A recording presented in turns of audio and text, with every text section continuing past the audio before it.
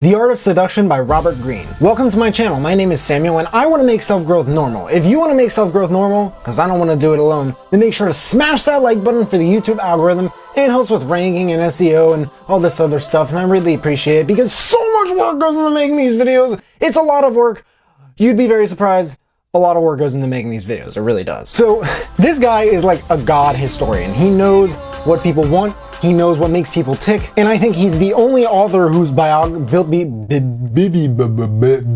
bibliography that I fully own. His 6 books on power, strategy, and seduction, and humanity and human nature are all international bestsellers, and he says in this book that nothing will bring you more power in today's world than the ability to seduce people. It's a game of psychology, it's not a game of beauty, and he begins by explaining the history of seduction and how women were the ones who kind of started it, because they couldn't really use anything else when men were just using force to have sex with them, since whatever else the men tried didn't work. Men who do this today, they don't read books like this. And men who don't do things like this today, but they still don't get laid, they don't read books like this either. But after some time, men are not that stupid. Despite the differences between the two sexes, we men, just like women, are at the end of the day humans. And humans eventually recognize patterns. So we started using that sort of force to our gain.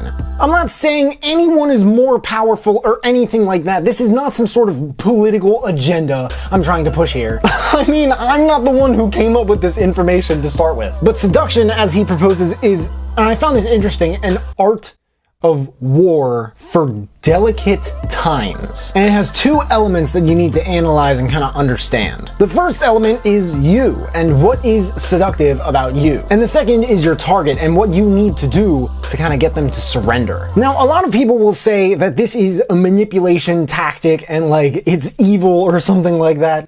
But the fact of the matter is, if you have something that you know for a fact can help the other person, because you understand their problem very deeply based on your experience and so many other people's experience, then it really helps to be able to persuade them to your point of view and help them to understand it, like at all costs. If you can't seduce this person, then they are going to go the rest of their lives in the pain that you used to be in, and probably hundreds or thousands or tens of thousands of other people would be in if they didn't find the solution. Ideally, for like, you know, looking at like a better, more noble perspective, I think that's a really good reason to check books like this out. And so many people who look at it like books like this are evil, they will go their whole lives never looking at it this way. And this dude's writing style, there are some of the strangest, slimiest things he says, and he knows how to explain them in ways that we want to hear. But there's just a wealth of knowledge, it's like a waterfall of knowledge you can extract from any of his works. So there are 9 different seducers, and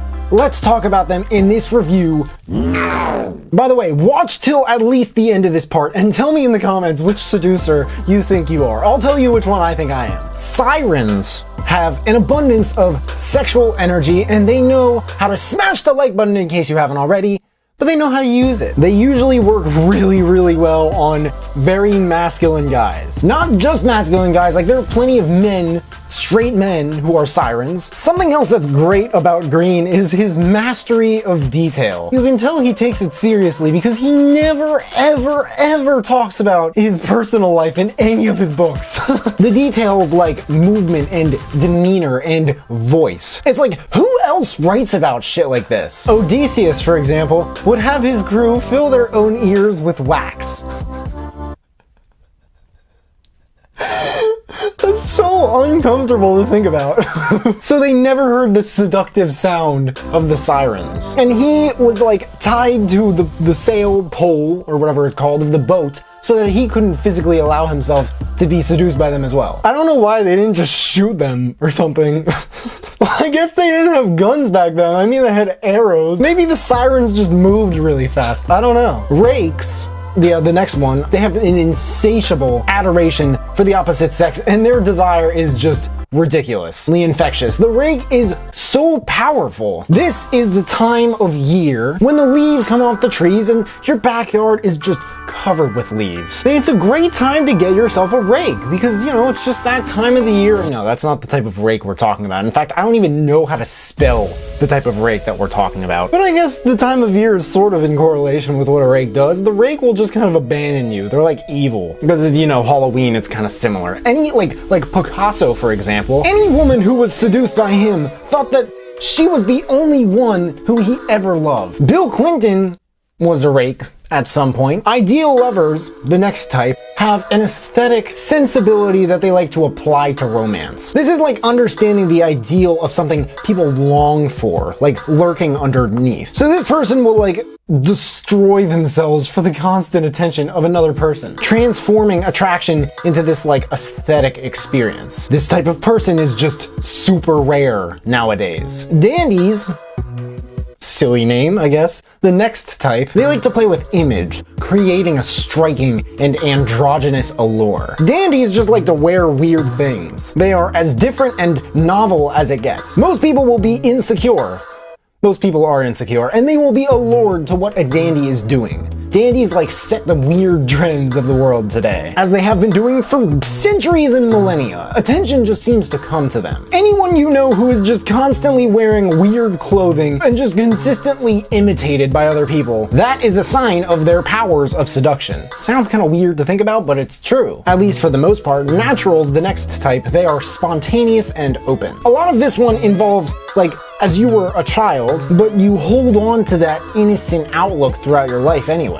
Regardless of all the different things you've been told over the years, it's just a little subtle and effortless the way you use it. Through situations and looks that you give people and stuff like that, it's just not obvious. But again, a lot of this just has to do with childhood, as what's natural is, in this case, not what most people would think it is. Coquettes, the next type, are self-sufficient and they have a fascinating cool at their core. The withdrawal of sexual attraction for others is something they use to their advantage, like teasing, coldness, and selective aloofness. It's a weapon for them.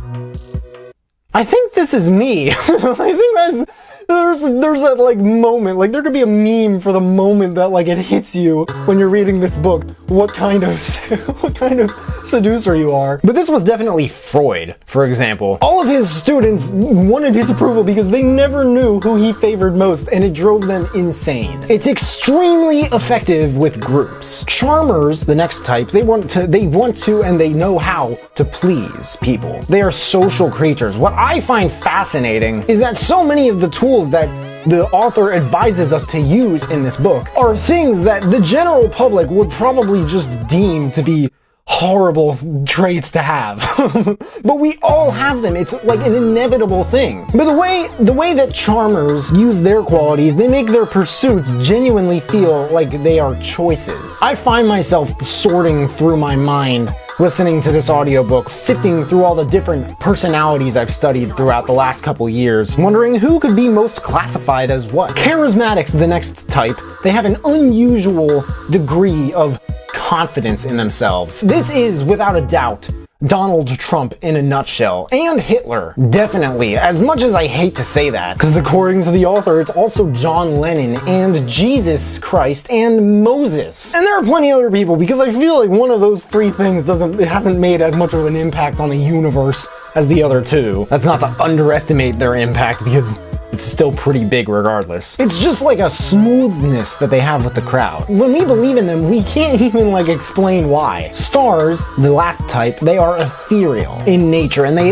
envelop, I think that's the word, themselves in mystery. They are so far away and mystical that they will just fill your mind with their image. They're just vague and dreamlike enough that they radiate whatever they want into your soul by drawing in these interpretations. So the thing about this book is that the second half of it, the actual process, because the first half talks about, which one of these people you are and how once you master that, you can master any of the other ones, and then eventually you'll become like the master seducer of all master seducers. And like in the second half of the book, yes, there's a lot of valuable information, but I think it just isn't organized enough. Like 24, 27 different like things that this author talks about in the next half of the book. Like, are they steps? Are they tricks, tactics? I don't know what they are. Many negative reviews said the same shit they normally say about this guy's books. You know, it's about how to be manipulative. They're written by a sociopath for sociopaths. The most common review, the negative review I see on Audible on any, especially non-fiction book, is that it's boring. If you think any book is boring, I just don't know what to tell you. I used to think books were boring, but I think that's probably because at the time, I myself was pretty boring. But a lot of the things that we do that are boring, those are actually some of the things that make us interesting to other people. And it takes time. Like, I found it so difficult to listen to books years ago. But now it's like such an effortless thing, it's like addictive to me. I'm doing this book review during one of the, what feels like the most uninteresting weeks of my entire life so far. Painfully uninteresting, and I genuinely hate the word boring.